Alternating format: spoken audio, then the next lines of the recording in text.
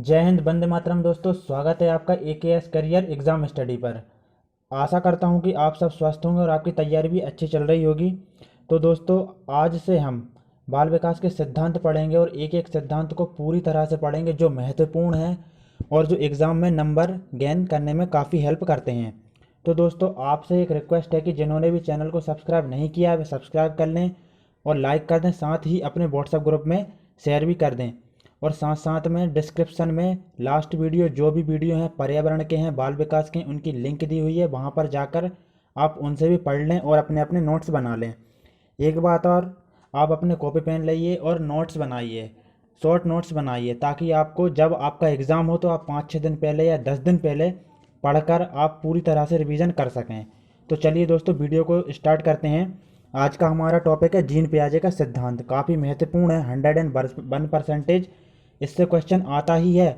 एक क्वेश्चन नहीं, दो क्वेश्चन नहीं, बल्कि 3-3, 4-4 या जहाँ तक 5-5 क्वेश्चन तक आ जाते हैं। तो चलिए बिना देर किए स्टार्ट करते हैं। आप अपनी कॉपी पेन उठाइए और नोट डाउन करिए। आज का अपना टॉपिक है, क्या है, जीन पियाजे। तो सबसे पहले अपन जीन पियाजे के बारे में जानेंगे। जीन पियाजे का जन्म 1896 में हुआ था। और कहाँ पर हुआ था? तो स्विट्जरलैंड में हुआ था। इनकी मृत्यु 1980 में हुई थी। और ये कहाँ के निवासी थे? तो मैं अभी आपको बता चुका हूँ, ये स्विट्जरलैंड के निवासी थे। जीन पियाजे ने अपने ही बच्चों पर प्रयोग किया था और उनकी अवस्थाओं में हुए परिवर्तन को खोजा और कौन सा सिद्धांत दिया था? संज्ञानात्मक विकास का सिद्धांत दिया था। जीन पियाजे जी ने क्या किया था कि जो उनके बच्चे थे, उनका एक लड़का था और 2 लड़कियां थीं, उन्हीं पर प्रयोग किया और उनकी जो अवस्था में परिवर्तन हुए थे तो उसी से उन्होंने संज्ञानात्मक विकास का सिद्धांत दिया था। अब बात आती है कि उनके बच्चों के क्या क्या नाम थे। काफ़ी महत्वपूर्ण है, कभी भी पूछ सकता है। पियाजे के जो लड़का था उसका नाम लॉरेंट था और 2 लड़कियां था, एक का नाम जैकलिन और एक का नाम ल्यूशियन था। तो इन्होंने इन्हीं पर प्रयोग किया था और उनकी आलोचना भी काफ़ी हुई थी। संज्ञानात्मक सिद्धांत के अन्य नाम। ऐसा नहीं है दोस्तों कि जो जीन पियाजे का सिद्धांत है, आप सब लोग या जितने भी स्टूडेंट हैं कभी कभी कंफ्यूज हो जाते हैं कि यदि अवस्था का सिद्धांत किसका है, विकासात्मक अवस्था का सिद्धांत किसका है। तो दोस्तों घबराइए मत बिल्कुल भी। जो संज्ञानात्मक सिद्धांत है ना, उसी के अन्य नाम है विकासात्मक अवस्था का सिद्धांत और अवस्था का सिद्धांत। तो संज्ञानात्मक सिद्धांत को ही अवस्था का सिद्धांत कहा जाता है, व विकासात्मक अवस्था का सिद्धांत भी कहा जाता है। यदि क्वेश्चन में आ जाए कि अवस्था का सिद्धांत किसने दिया, तो आप बेझिझक पियाजे को लगाएंगे। पियाजे ने जेनेवा में लेबोरेटरी स्कूल की स्थापना की। बिल्कुल आ सकता है, नया क्वेश्चन है, सीधा क्वेश्चन पूछेगा कि पियाजे ने जेनेवा में कौन से स्कूल की स्थापना की, तो आप राइट आंसर लगाएंगे लेबोरेटरी। किसकी? लेबोरेटरी। जीन पियाजे ने 1920 से बाल विकास के क्षेत्र में कार्य करना प्रारंभ किया। बिल्कुल, कब से कार्य प्रारंभ किया? तो जीन पियाजे ने 1920 से बाल विकास के क्षेत्र में कार्य करना प्रारंभ किया। इसके बाद सन 1976 तक के 53 वर्ष के काल तक उन्होंने 32 पुस्तक लिखी। काफ़ी बड़ी बात है। पियाजे जो है ना, सिद्धांतों का राजा कहलाता है पियाजे का सिद्धांत, क्योंकि यहाँ से क्वेश्चन अधिकतर आते ही हैं। तो पियाजे ने कितनी पुस्तक लिखी थी? तो 32 पुस्तक लिखी थी। इनकी अपन ज़्यादा पुस्तक नहीं करेंगे, 32 की 32 पुस्तक अपन को याद नहीं करना है और याद करना काफ़ी कठिन है। तो अपन महत्वपूर्ण देखेंगे। इनकी पहली पुस्तक का नाम है language and thought of the child. क्या है? Language and thought of the child. Hindi में बोले तो बालक का चिंतन और भाषा, language and thought of the child. अगली पुस्तक देखेंगे, child conception of the world. क्या है? Child conception of the world, जिसको हिंदी में क्या बोला जाता है? संसार के बच्चों के विचार। अगली पुस्तक देखेंगे, moral judgement of the child. क्या है? Moral judgement of the child, जिसको हिंदी में बोला जाता है बच्चों के नैतिक निर्णय। अगला अगला देखेंगे।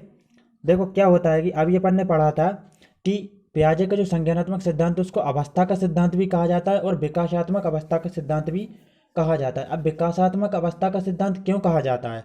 अवस्था का सिद्धांत तो इसलिए कहा जाता है क्योंकि उन्होंने 4 अवस्थाएं दी थी विकास की, वो भी अपन आगे पढ़ेंगे। लेकिन विकासात्मक मनोविज्ञान का सिद्धांत क्यों कहा जाता है, तो आइए देखते हैं। इन्होंने क्या किया था, इसमें कई मनोवैज्ञानिक वृत्तियों के क्रमिक विकास का वर्णन किया था। किस प्रकार से क्रमिक? जैसे कि उन्होंने संवेदीगामक अवस्था दी, फिर उसके बाद पूर्व संक्रियात्मक दी, फिर मूर्त दी और फिर अमूर्त दी। अपन आगे पढ़ेंगे।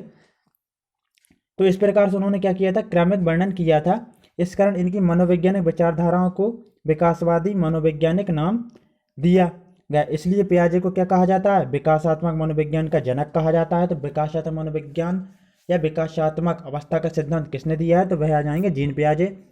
विकास की 4 अवस्थाएं, अब आ गई विकास की 4 अवस्थाएं। यहाँ से 2 या 3 क्वेश्चन पक्का बनते ही हैं, अपनी कॉपी में नोट कर ही लेना। ऐसा नहीं है कि वीडियो एक बार देख ली तो हो जाएगा सब कुछ, ऐसा नहीं होता है। जब तक आप उसको रिवाइज नहीं करोगे नहीं होगा। तो जो जीन पियाजे जी की पहली विशेषता है उसका नाम है संवेदी गामक अवस्था। कौन सी है? संवेदी गामक अवस्था। अब बात आती है जो संवेदी गामक अवस्था है उसकी अवधि अवधि भी पूछ लिया जाता है कि जो संवेदी गामक अवस्था है कब से कब तक है। तो दोस्तों संवेदी गामक अवस्था जन्म से लेकर 2 वर्ष तक है। कब से कब तक है? जन्म से लेकर 2 वर्ष तक है। इस अवस्था की अपन विशेषता देखेंगे। इस अवस्था में बालक अपनी इंद्रियों के माध्यम से सीखता है। किसके माध्यम से सीखता है? सीधा दिया हुआ है और सीधा क्वेश्चन आएगा कि बताइए कि वह कौन सी अवस्था है जो पियाजे की है और बालक उसमें इंद्रियों या ज्ञानेंद्रियों के माध्यम से सीखता है। तो वह और कोई सी नहीं, 0 से लेकर 2 वर्ष की संवेदी गामक अवस्था है। अब इंद्रियों की बात आती है तो आँख हो गया, कान हो गया, नाक हो गई और त्वचा हो गया, जीवा, इसके माध्यम से बालक सीखता है। इस वजह से इस अवस्था को इंद्रियजनित गामक अवस्था कहा जाता है। सेकंड विशेषता देखेंगे। इस अवस्था में शिशु गामक क्रियाएं करता है। बिल्कुल संवेदी गामक अवस्था। गामक क्रियाएं कैसी होती हैं? अब देखेंगे गामक क्रियाएं जैसे कि पकड़ना। अब बात आ जाती है छोटा बच्चा है, जब अपन उसको कोई खिलौना देते हैं तो वह बच्चा उसे पकड़ने की कोशिश करता है, तो यह गामक क्रिया। खेलता है, 2 वर्ष तक रहती है तो खेलता भी है, लिखता भी है आड़े टेढ़े। जरूरी नहीं है वो लिखना नहीं हो रहा कि अच्छे से राइटिंग आए, बल्कि कुछ भी बना है तो उसको भी लिखना ही कहा जाता है। और चूसना, बिल्कुल छोटे बच्चों में यह प्रवृत्ति पाई जाती है कि वह अपने अंगूठे को मुंह में रखकर उसको चूसते हैं। तो यह सब गामक क्रियाएं हो जाएंगी।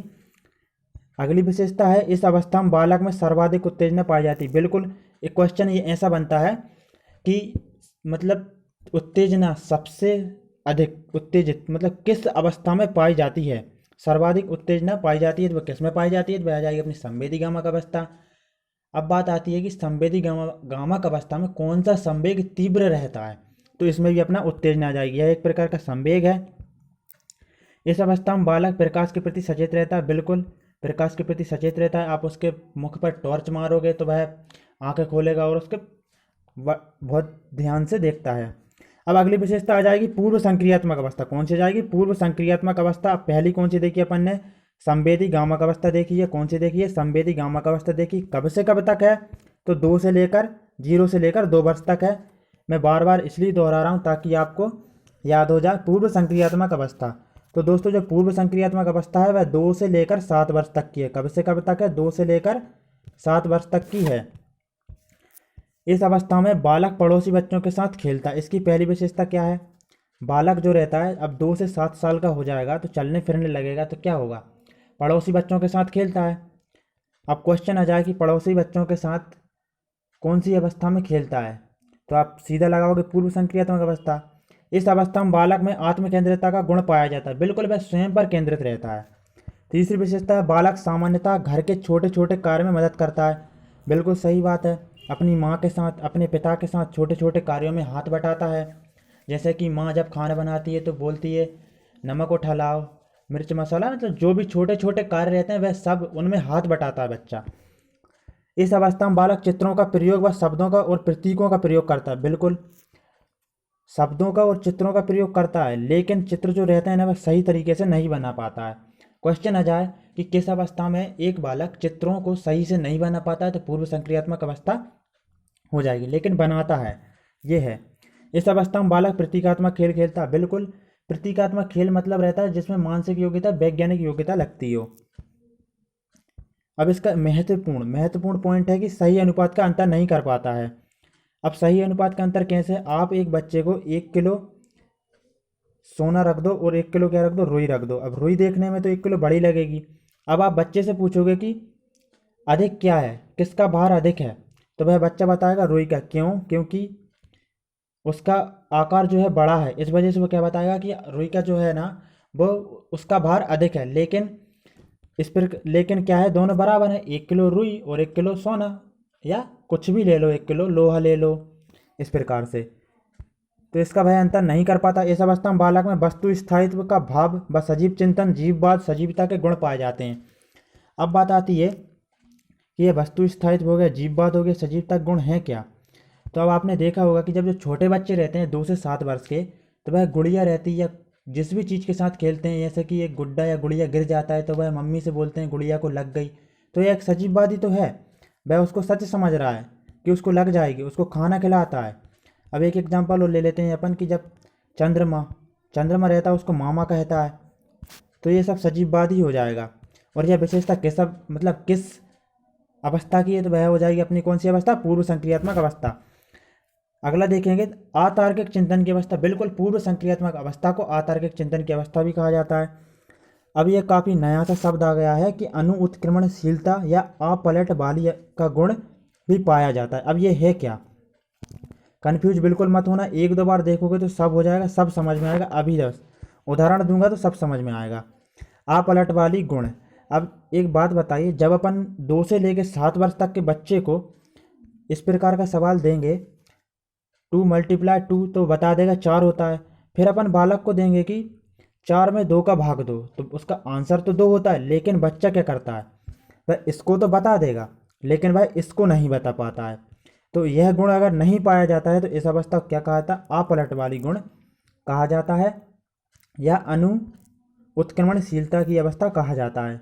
और यह किस अवस्था की विशेषता है, तो यह हो जाएगी अपनी पूर्व संक्रियात्मक अवस्था की विशेषता है। एक बार फिर बताता हूँ, अपन ने 2 + 2 मल्टीप्लाई किया तो बराबर 4 आ जाएगा, बच्चा बता देगा बिल्कुल पूर्व संक्रियात्मक अवस्था में।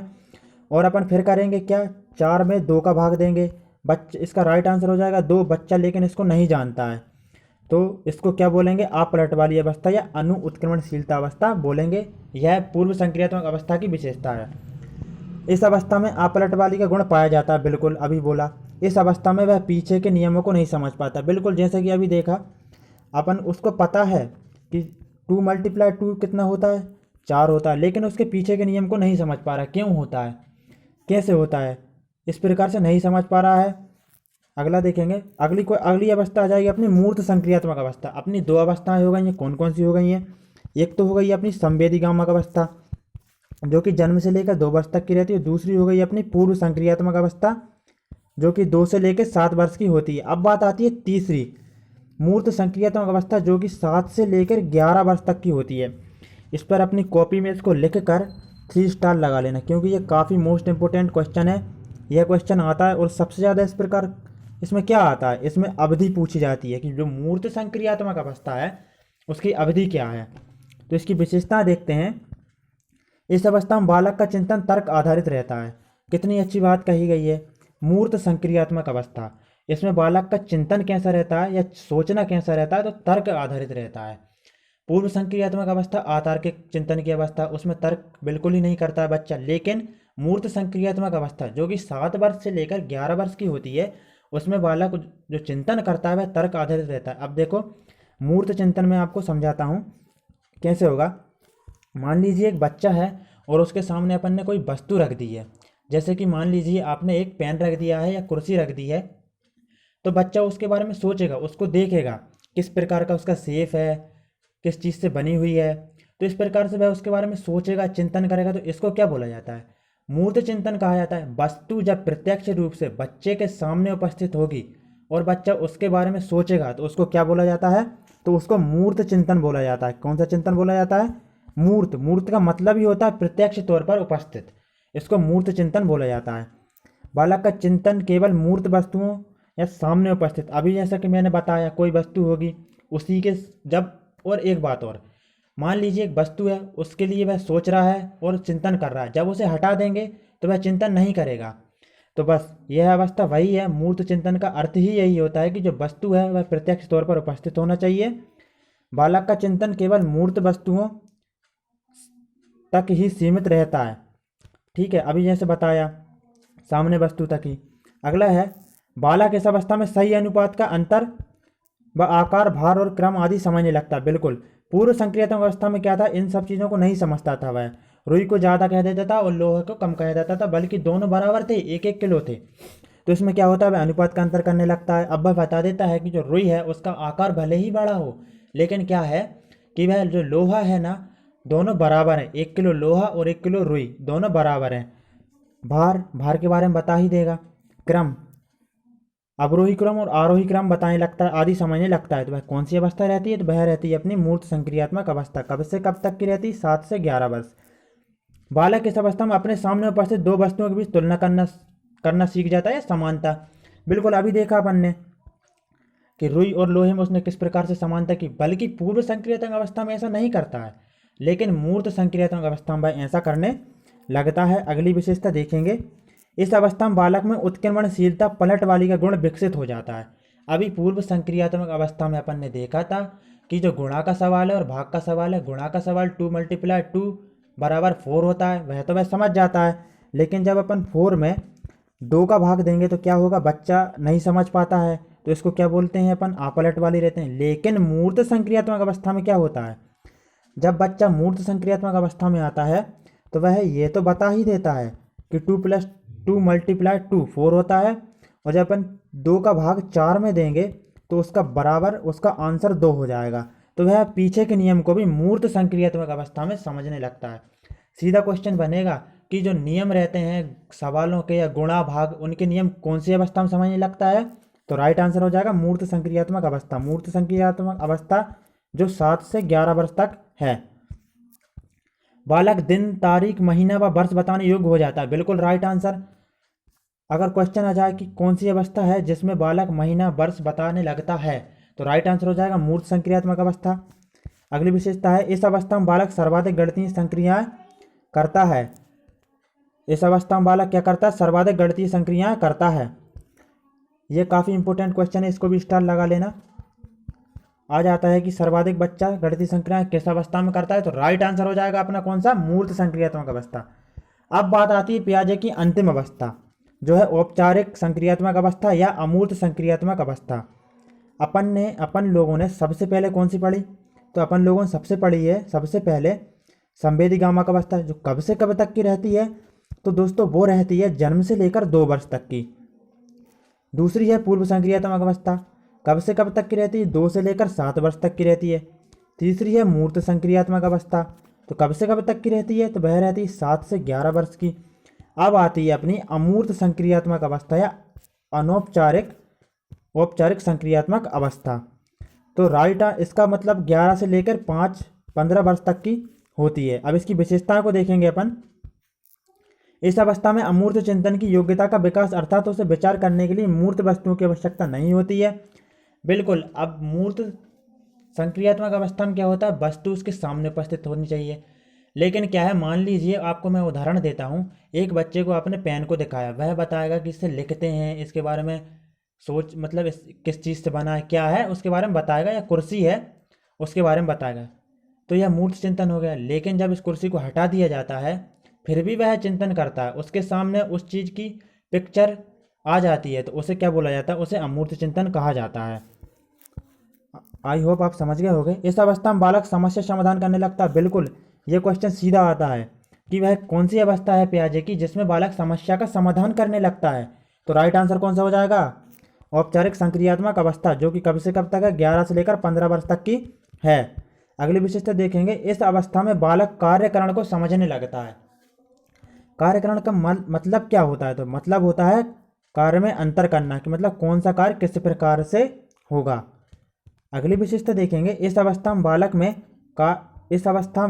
बालक में मानसिक चिंतन, तार्किक चिंतन व बौद्धिक जैसी मानसिक योग्यताओं का विकास हो जाता है। अब बालक क्या है? अपने चरम सीमा पर आ गया है। उसमें बौद्धिक, तार्किक सभी प्रकार के चिंतन डेवलप हो जाते हैं। अगला है, इस अवस्था में बच्चा अंकों का भी प्रयोग करता है। बिल्कुल, अंकों का प्रयोग करने लग जाता है 11 से लेकर 15 वर्ष में। तो यह दोस्तों पियाजे की चारों अवस्थाएं हो गई, पियाजे का सिद्धांत हो गया है। अब मैं आपसे एक बात और एक क्वेश्चन और आता है अक्सर, जैसा कि मान लीजिए आपसे पूछ ले कि एक बच्चा मूर्त चिंतन कब करता है। जब मूर्त चिंतन की बात आए तो मूर्त चिंतन का मतलब मैंने आपको बता ही दिया है कि जो भी वस्तु है जिसके बारे में वह सोचेगा वह प्रत्यक्ष रूप से उसके सामने उपस्थित होनी चाहिए। तो उसका आप लगाएंगे मूर्त संक्रियात्मक अवस्था, जो 7 से 11 वर्ष की है। और यदि आ जाए कि अमूर्त संक्रियात्मक अवस्था की, कि अमूर्त चिंतन बच्चा कब करता है, तो उसका राइट आंसर क्या हो जाएगा? राइट आंसर हो जाएगा अमूर्त संक्रियात्मक अवस्था, जो कब से कब तक की रहती है? तो वह रहती है 11 वर्ष से लेकर 15 वर्ष या इससे ऊपर तक भी मानी जाती है। तो दोस्तों चलिए एक बार और अपन चारों अवस्थाओं को रिवाइज कर लेते हैं। पहली अवस्था कौन सी है? तो संवेदी अवस्था है। संवेदी गामक अवस्था कहा जाता है। ज्ञानेंद्रियों के माध्यम से बच्चा सीखता है। कब से कब तक की? जन्म से लेकर 2 वर्ष तक की है। और इसके बाद में अपनी आ जाएगी कौन सी अवस्था? पूर्व संक्रियात्मक अवस्था। कब से कब तक की है? 2 से लेकर 7 वर्ष तक की है। वस्तु स्थायित्व गुण आ जाता है। तीसरी अवस्था है अपनी मूर्त संक्रियात्मक अवस्था। मूर्त चिंतन करता है। कौन कब से कब तक की है? 7 से लेकर 11 वर्ष की, ये पूछ लिया जाता है। और अंतिम और चौथी कौन सी है? अनौपचारिक संक्रियात्मक अवस्था, या इसको क्या बोला जाता है? अमूर्त संक्रियात्मक अवस्था। तो कब से कब तक की रहती है? 11 वर्ष से लेकर 15 वर्ष या इससे ऊपर की रहती है। इसमें बालक में सभी प्रकार की मानसिक शक्ति डेवलप हो जाती है। तो दोस्तों पियाजे का सिद्धांत कंप्लीट हो चुका है। जिन्होंने भी चैनल को सब्सक्राइब नहीं किया वह सब्सक्राइब कर लें ताकि आपको नोटिफिकेशन मिल सके, और लाइक करें और सब्सक्राइब करें। जय हिंद, वंदे मातरम दोस्तों।